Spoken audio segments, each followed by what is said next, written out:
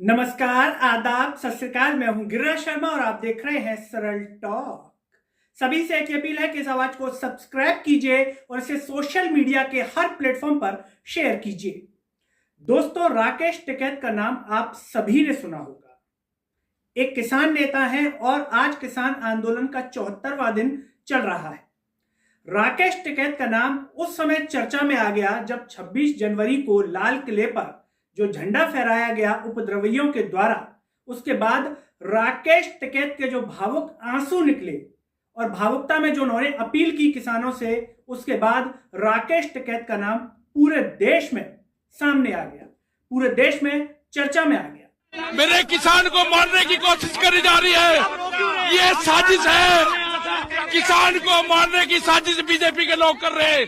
यहाँ पर जितने यहाँ पर लोग हैं उनके मारने की साजिश रची जा रही। बीजेपी के विधायक यहाँ पे है, उनके 300 लोग यहाँ पे है, लाठी डंडों और गोलियों से मौजूद है। यहाँ के पुलिस प्रशासन 2000 पुलिस के लोग यहाँ पे मौजूद है। ये अत्याचार है किसान के साथ। आज हम राकेश टिकैत की चर्चा इसलिए कर रहे हैं दोस्तों, क्योंकि राकेश टिकैत किसान आंदोलन में जो अग्रणी भूमिका निभा रहे हैं। इस आंदोलन से सभी को सीखने की जरूरत है, चाहे वो मध्य प्रदेश के पुलिस अभ्यर्थी हों, शिक्षक हों, एमपीपीएससी के अभ्यर्थी हों या फिर अन्य परीक्षाओं के। क्योंकि देश के अंदर जो माहौल बन रहा है उसमें इस तरीके से लग रहा है कि मांगे मनवाना इतना आसान नहीं है। सरकार जनता की मांगों पर विचार नहीं कर रही है, चाहे वो किसी भी परीक्षा को देने वाले अभ्यर्थी हों या फिर किसान हों, हर कोई परेशान नजर आ रहा है। राकेश टिकैत जिस आंदोलन को लीड कर रहे थे, उस आंदोलन को खत्म करने की कोशिश की गई सरकार के द्वारा। 26 जनवरी को लाल किले पर जो झंडा फहराया गया उपद्रवियों के द्वारा, उसके बाद पूरे किसान आंदोलन को दबाने की सरकार के द्वारा इस तरह से कोशिश की गई कि ऐसा लग रहा था कि आंदोलन अब खत्म हो जाएगा। लेकिन राकेश टिकैत के इरादे, राकेश टिकैत का जो जज्बा था कि हम अपनी मांगे मनवाकर ही इस बॉर्डर से लौटेंगे, इस बॉर्डर को खाली करेंगे, और उनकी जो अपील थी उन्होंने पूरे आंदोलन में जान फूंक दी। दोस्तों, एमपी पुलिस का ही आंदोलन भी इस तरीके से करने की कोशिश की गई थी शिक्षकों के द्वारा, एमपी पुलिस के अभ्यर्थियों के द्वारा। 4 सितंबर 2020 को जो अभ्यर्थी थे वो मांग कर रहे थे कि पुलिस भर्ती निकाली जाए, क्योंकि सरकार इतनी आसानी से उनकी बात सुन नहीं रही थी। एमपी पुलिस की जो परीक्षा थी उस समय निकाली नहीं गई थी। हालांकि जो मांगे थी उन मांगों पर अभी भी विचार नहीं किया गया। 15,000 पदों की मांग कर रहे थे पुलिस आरक्षक की, एसआई के पदों की मांग कर रहे थे, और आयु सीमा जो 37 साल करनी है वो भी अभी तक की नहीं गई है सरकार के द्वारा, या उस पर विचार नहीं किया गया है। आप बोलो, बिल्कुल बोलो सर। ये हमें पकड़ लिया गया है और अभी हम पुलिस की वेन में हैं यहाँ पे। और यहाँ पर एक लड़की देख सकते हो सर, जिसकी ज्यादा खराब हो गई है। यहाँ पर कोई महिला बल आरक्षक भी नहीं है कि जो उन्हें यहाँ पर संभाल सके, और यहाँ पर बहुत ज्यादा बदतमीजी की गई है दोस्तों।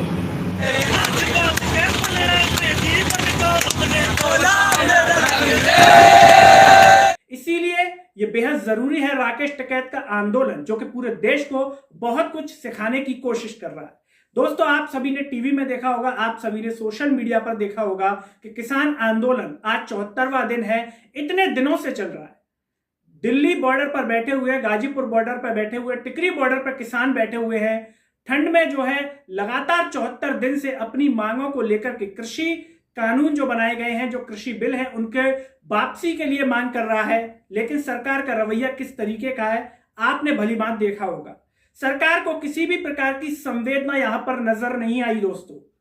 100 से ऊपर किसानों की जो है शहादा शहीद हो गए इस किसान आंदोलन में, लेकिन सरकार की तरफ से कोई बॉर्डर पर मिलने तक नहीं पहुंचा। सरकार की तरफ से बार बार प्रस्ताव कहे गए, बातचीत के लिए कहा गया, लेकिन कोई निष्कर्ष नहीं निकला। आपने राज्यसभा लोकसभा में भी सुना होगा किस तरीके से कृषि मंत्री नरेंद्र सिंह तोमर ने कहा, अपनी बात कही, लेकिन इशारों में साफ कर दिया कि सरकार बैकफुट पर नहीं आएगी, पीछे नहीं आएगी। यानी कि सरकार की कितनी संवेदना जनता के साथ है, किसानों के साथ है, युवा के साथ है, आप इससे भली भांति समझ सकते हैं। राकेश टिकैत का जिक्र दोस्तों हम इसलिए कर रहे हैं क्योंकि राकेश टिकैत जो इस आंदोलन में अब अग्रणी भूमिका में है, फ्रंट पर है एक तरीके से, और पूरे जज्बे के साथ इस आंदोलन को लीड कर रहे हैं अपनी मांगों को लेकर। यहां पर महत्वपूर्ण जो चीज है वो है मांग कि कृषि बिलों को वापस लिया जाए। अब हम बात कर लें और मध्य प्रदेश में जो युवा है जो कि मांग कर रहा था पुलिस भर्ती के 15,000 पदों की आयु सीमा की मांग कर रहा था कि बढ़ा दी जाए। शिक्षक जो है वो मांग कर रहे हैं नियुक्तियों को लेकर के, पटवारी मांग कर रहे हैं नियुक्तियों को लेकर के। लेकिन मध्य प्रदेश में क्या हाल है आप समझ सकते हैं। आप बताइए हमें कमेंट में, क्या सरकार का रवैया आपको ऐसा लगता है कि मांगे आसानी से मानने वाली सरकारें हैं? क्या सरकार का रवैया आपको ऐसा लगता है कि आसानी से बातें मान ली जाएंगी? क्या सरकार का रवैया आपको ऐसा लगता है कि जनता ने एक बार कह दिया और सरकार उसे सुन लेगी? जबकि मांग जायज है, मांग में कुछ भी गलत नहीं है। एमपी पुलिस के जो अभ्यर्थी है वो 15,000 पदों की मांग इसलिए कर रहे थे कि 3-4 साल से भर्ती नहीं निकली, इसलिए उनका कहना था कि 15,000 पद दिए जाएं। आयु सीमा की मांग इसलिए कर रहे थे क्योंकि जो विद्यार्थी इस दौरान परीक्षा की तैयारी कर रहे थे उनकी एज निकल चुकी है, जो ओवर एज हो गए हैं। तो इस मांग में क्या गलत है? आप कमेंट में बताइए कि ये मांग सही है, गलत है, और क्या सरकार इतनी आसानी से मांगे मान रही है? शिक्षक जो कि परीक्षा पास करके बैठे हैं, कोई अपराध नहीं है इनका, नई भर्तियों की मांग भी नहीं कर रहे हैं, यह तो सिर्फ अपनी नियुक्तियों को लेकर के मांग कर रहे हैं, लेकिन नियुक्ति नहीं है। ऐसे में इनके परिवार किन हालातों में जी रहे हैं, किन हालातों में उनका परिवार अपना खर्चा चला रहा है, यह आप अच्छे से समझ सकते हैं। शायद सरकार इस बात को नहीं समझ रही है। तो क्या ऐसे में राकेश टिकैत जैसे आंदोलनों की जरूरत है, आवश्यकता है कि देश का युवा भी इसी तरीके से बेरोजगारी के खिलाफ आंदोलन करे? देश का युवा सरकार के सामने बार बार अपनी मांगों को रखे? क्योंकि जिस तरीके से देश में माहौल बना दिया गया है सरकार के द्वारा कि कोई भी अगर अपनी मांग उठाता है और पुरजोर तरीके से उठाता है और सरकार को जरा सी भी दिक्कत आती है तो उसे देशद्रोही, उसे खालिस्तानी, उसे आतंकवादी, उसे विपक्ष के द्वारा भड़काया हुआ बता दिया जाता है। पुलिस भर्ती आंदोलन में भी ऐसा हुआ, एफआईआर हुई, तुरंत आरोप लगने लगे कि कांग्रेस के पास गए थे, कांग्रेस से भड़का दिया गया, इस तरीके के आरोप लग जाते हैं। जब यही विपक्ष में हो जाएंगे तो फिर यही सहानुभूति दर्शाने लगेंगे इन्हीं पुलिस अभ्यर्थियों के लिए, इन्हीं शिक्षकों के लिए। लेकिन जब सत्ता में आ गए तो फिर विपक्ष के द्वारा प्रभावित है, विपक्ष करवा रहा है ये सब। ये इस तरीके का माहौल क्रिएट किया जा रहा है, क्रिएट किया जाता है, आप अच्छे से समझ सकते हैं। आप इस पर अपनी राय रखें। लेकिन सबसे बड़ी बात यह है कि राकेश टिकैत के आंदोलन से क्या युवाओं को अब सीखना चाहिए? युवा के सामने एक मजबूरी होती है कि उसे पढ़ाई भी करनी है, अपने खर्चे पर बाहर आता है, वो आंदोलन करे या पढ़ाई करे। लेकिन देश में जो माहौल है, देश में जो परिस्थितियां निर्मित हैं, उससे तो ऐसा लग रहा है कि युवाओं को अपनी मांग के लिए भी तैयार रहना पड़ता है। जब तक कोर्ट में केस ना हो, जब तक आंदोलन ना किया जाए, सरकार के कानों पर जूं तक नहीं रेंगती। युवा ने सोशल मीडिया पर इतने प्रयास किए, इतने तरीकों से अपनी बातें रखी, बार बार अपनी मांगों को लेकर के हैशटैग ट्रेंड कराया ट्विटर पर, लेकिन क्या हुआ? मांगों के लिए अब तक जो है उनकी मांगों को पूरा नहीं किया गया। एमपी पुलिस की जो आवेदन की जो भरने की जो तिथि है उसको बढ़ा दिया गया है, एग्जाम की तारीख भी बढ़ी जाएगी या हो सकता है बढ़ गई हो अब तक। तो ऐसे में सबसे बड़ा सवाल यह है, क्या सरकार युवाओं की तरफ बिल्कुल भी ध्यान नहीं दे रही है? सरकार को युवाओं की चिंता नहीं है? सरकार को कोई फर्क नहीं पड़ता इस प्रदेश के युवा से, इस देश के युवा से? सरकार को कोई मतलब नहीं है रोजगार देने से? सरकार इसको बिल्कुल चिंतित रूप में नहीं लेती है? सरकार अपनी मस्ती में मगन है, जो उसे करना है वही करना है, युवा उसके लिए महत्वपूर्ण नहीं है। और अगर महत्वपूर्ण नहीं है तो इस देश के नागरिक होने के नाते क्या युवाओं को भी इस तरीके के आंदोलन खड़े करने पड़ेंगे? क्या युवाओं को भी अपनी मांगों के लिए बार बार इसी तरीके से सड़कों पर आना पड़ेगा?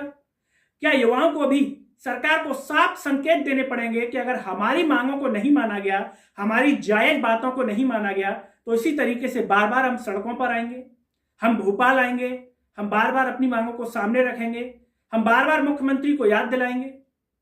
ये ऐसे सवाल हैं दोस्तों जो आप सभी के सामने आए दिन आते होंगे। साथ ही साथ ये भी आता होगा कि हम आंदोलन करें या फिर पढ़ाई करें। ये बिल्कुल जायज है, आप हमें कमेंट में इसको लेकर के अपनी राय जरूर रखें। लेकिन बात यही आ जाती है कि आने वाले समय में अगर अभी ये हालात हैं तो क्या आने वाले समय में युवाओं के लिए हालात बिगड़ने वाले हैं? परीक्षाओं की स्थिति बहुत खराब होने वाली है, पदों की संख्या की स्थिति बहुत खराब होने वाली है। एमपीपीएससी में असिस्टेंट इंजीनियर के जो पद निकाले गए हैं उसको लेकर के युवा कह रहे हैं कि मात्र जो है 30 पद निकाले गए हैं, उसमें जनरल की मात्र 5 या 7 सीटें हैं, मैकेनिकल इंजीनियरिंग की कुछ गिनी चुनी 2 या 3 सीटें हैं। क्या इतने कंपटीशन के अंदर जिसमें लाखों फॉर्म भरे जा रहे हैं, इतनी सीटें हों तो क्या युवाओं का मनोबल नहीं टूटेगा? सरकार को इसमें पदों की संख्या नहीं बढ़ानी चाहिए? क्या सरकार के लिए अब रोजगार मुख्य मुद्दा नहीं रह गया है? और अगर मुख्य मुद्दा नहीं रह गया है तो इसका जिम्मेदार कौन है? क्यों सरकार युवाओं को प्रमुखता से नहीं ले रही है? क्यों सरकार युवाओं को नजरअंदाज कर रही है? दोस्तों, सरकार का रवैया, केंद्र सरकार का अगर रवैया देखा जाए इस किसान आंदोलन में, तो नरेंद्र सिंह तोमर जो कृषि मंत्री हैं, उन्होंने कहा था कि 3 दिसंबर से पहले मुलाकात नहीं होगी, लेकिन किसानों ने मजबूर कर दिया था झुकने के लिए और नरेंद्र सिंह तोमर को मिलना पड़ा था उससे पहले। वरना सरकार का रवैया एक तरीके से तानाशाही व्यवहार है कि हमने जो कर दिया वो सही है, बाकी गलत है। किसान लगातार अपनी मांगों को लेकर इस ठंड में डटा रहा, क्योंकि किसान अपने अधिकारों को समझ रहा है। किसान अपने जो कृषि बिल जो लाया गया है सरकार के द्वारा, जो कि कोरोना के काल में लाया गया, बिना किसान संगठनों से चर्चा किए हुए लाया गया, किसान इसकी हकीकत समझ रहा है कि अगर आज हम सड़कों पर नहीं आए तो कल हमारे लिए भविष्य हमारा खतरे में आ सकता है। क्या युवाओं को भी ये समझना पड़ेगा कि उनका भविष्य अब खतरे में आने वाला है? युवाओं को भी पढ़ाई के साथ साथ इसके लिए मजबूत होना होगा मानसिक रूप से। जिस तरीके से राकेश टिकैत ने कहा कि हमें खेती भी देखनी है, साथ साथ में आंदोलन भी देखना है, ध्यान दोनों तरफ देना है, तो क्या युवा को भी अब पढ़ाई पर भी ध्यान देना है, आंदोलनों पर भी ध्यान देना होगा, आंदोलन भी करने होंगे अपनी मांगों को लिए आए दिन? क्या किसी भी नेता का जो बच्चा है वो इन पढ़ाइयों में नहीं है, इसीलिए नेताओं को इस बात की कोई चिंता नहीं है? उनके जो लड़के लड़कियां जो भी हों, क्या वो राजनीति में ही जाते हैं इसीलिए उन्हें इस क्षेत्र से कोई मतलब नहीं है? अगर किसी नेता का बच्चा एमपी पुलिस की, एमपीपीएससी की या फिर पटवारी की तैयारी कर रहा होता तो क्या उन्हें यह एहसास होता कि किस तरीके से इनके भविष्य के साथ खिलवाड़ किया जा रहा है? आप हमें इस पर कमेंट में अपनी राय रखें। लेकिन सवाल यही आ रहा है, क्या अब युवा को आंदोलन के साथ साथ पढ़ाई जारी रखनी पड़ेगी, अपनी मांगों को लिए आए दिन आंदोलन करने पड़ेंगे, अपनी मांगों को पुरजोर तरीके से सड़कों पर आकर के रखना पड़ेगा, सोशल मीडिया पर बार बार रखना पड़ेगा कि जब तक सरकार उनकी मांगों को न माने, सरकार प्रमुखता के साथ रोजगार पर ध्यान न दे, सरकार प्रमुखता के साथ विस्तार से बिल्कुल चिंताजनक रूप में चर्चा न करे, रोजगार पर, पदों की संख्या पर चर्चा करे? क्या इस तरीके से सरकार का ध्यान खींचने के लिए युवाओं को एक रणनीति के तहत आंदोलनों पर ध्यान देना होगा, आंदोलनों को सीखना होगा, आंदोलन किस तरीके से सफल बनाए जाते हैं इसके बारे में विचार करना होगा? ये सारे सवाल दोस्तों जिस पर हम चर्चा कर रहे हैं उस पर आप कमेंट में अपनी राय जरूर रखें, क्योंकि भोपाल में जिस तरीके से पुलिस भर्ती को लेकर के आंदोलन किया गया था उसी का एक परिणाम था कि पुलिस भर्ती के जो पद निकले लगभग 4000 या 4200, वो पद उस आंदोलन का परिणाम थे, युवाओं के एकत्रित होने का नतीजा था। लेकिन पदों की संख्या नहीं बढ़ाई गई थी, आयु जो सीमा की मांग कर रहे हैं वो नहीं की गई, 37 साल। क्या युवाओं को इस तरीके से अपनी मांगों को मनवाने के लिए सड़कों पर आने की आदत डालनी पड़ेगी, मानसिक रूप से खुद को मजबूत करना पड़ेगा और सरकार को बार बार याद दिलाना पड़ेगा? क्योंकि सरकार को जब खुद के लिए कुछ करना होता है, खुद की तनख्वाह बढ़वानी होती है, खुद का डीए टीए बढ़वाना होता है, खुद के लिए कुछ भी नेताओं को करना होता है, तो कानून कब पास हो जाता है पता नहीं चलता। लेकिन युवाओं के लिए, प्रदेश की जनता के लिए अगर कुछ भी करना है तो उसके लिए पापड़ बेलने पड़ते हैं, तरीके से आंदोलन करने पड़ते हैं, बसों को किराए पकड़ के आंदोलन के लिए भोपाल जाना पड़ता है, उन बसों का किराया भी नेताओं के द्वारा नहीं दिया जाता।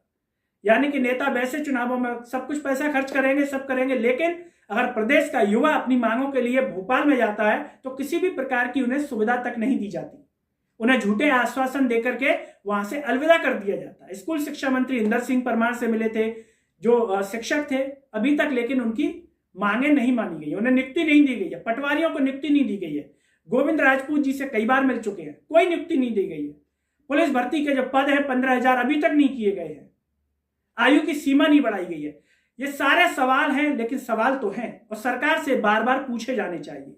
देश के हर नागरिक को सरकार से सवाल करना चाहिए, देश के हर नागरिक को सरकार से सवाल पूछना चाहिए, क्योंकि वोट देकर के सिर्फ घर पर आ जाना और सो जाना ये एक जिम्मेदार नागरिक का कर्तव्य नहीं है।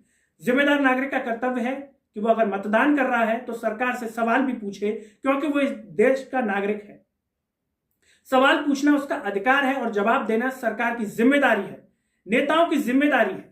आप जिस जिले से आते हैं, कि आपने कभी सवाल किया है किसी नेता से, विधायक से, सांसद से, क्या किया उसने रोजगार के लिए, क्या किया उसने पुलिस भर्ती की मांगों को लेकर के? ये सारे सवाल हैं और ये सारे सवाल आपको पूछे जाने चाहिए दोस्तों, क्योंकि आने वाले समय में भी भर्तियां जिस तरीके से आ रही हैं, हो सकता है आने वाले समय में पदों की संख्या और कम हो जाए। जब इस तरीके से इतनी तिथियां कैंसिल हो जाती हैं तो आपकी ज्वाइनिंग में हो सकता है 2 साल 3 साल और लगे। इसीलिए आपको जागरूक होना होगा और इन पर विचार करना होगा। इस पर आप सभी कमेंट में अपनी राय जरूर रखें दोस्तों। और मेरे साथ इस वीडियो में फिलहाल इतना ही। चलते चलते सभी से एक ही अपील है कि सरल टॉक की आवाज को सब्सक्राइब कीजिए और इसे सोशल मीडिया के हर प्लेटफॉर्म, आपका WhatsApp group, status, Facebook, Twitter, Telegram groups पर शेयर कीजिए। अगले वीडियो में आपसे फिर होगी मुलाकात। तब तक के लिए मुझे दीजिए इजाजत। नमस्कार।